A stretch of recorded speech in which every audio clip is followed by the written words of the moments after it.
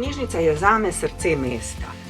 Potem, ko pogledaš, kakšno knjižnico ima mesto, tudi začutiš ta intelektualni utrip v knjižnici, ki je. In jaz knjižnici pripisujem v resnici osrednje mesto in tudi, če gledate zakon o lokalni samoupravi, ni občine brez knjižnice. To je temelj.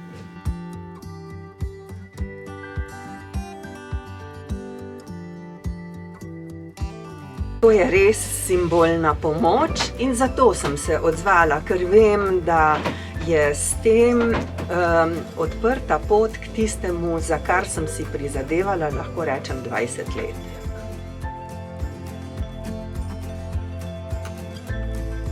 Pomeni stičišče različnih intelektualnih, čustvenih in socialnih dejavnosti.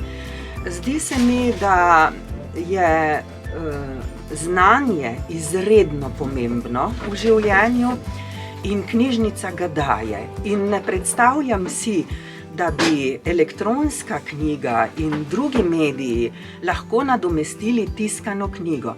Knjižnica ima sicer tako kot mačka 9 življenj, ne, in se zna zelo dobro prilagajati novim medijem, ampak osnovna naloga knjižnice pa je prinašati tiskano knjigo, ker ta zagotavlja globoko branje, to se pravi razvijanje sposobnosti razumevanja prebranega, vživljanje v prebrano, dojemanje celovitosti nekega besedila.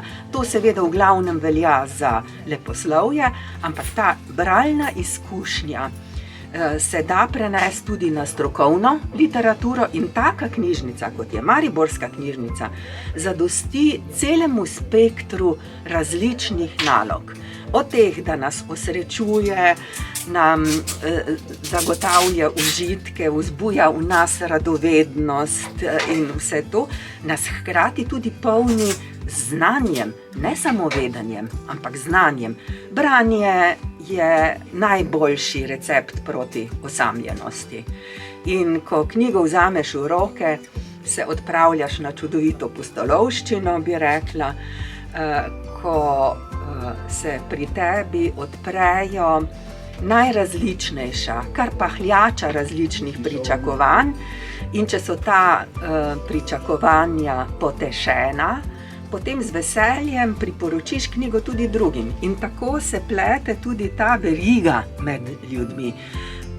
Mislim, da je to najbolj poceni, ampak najboljša izkušnja mojega življenja.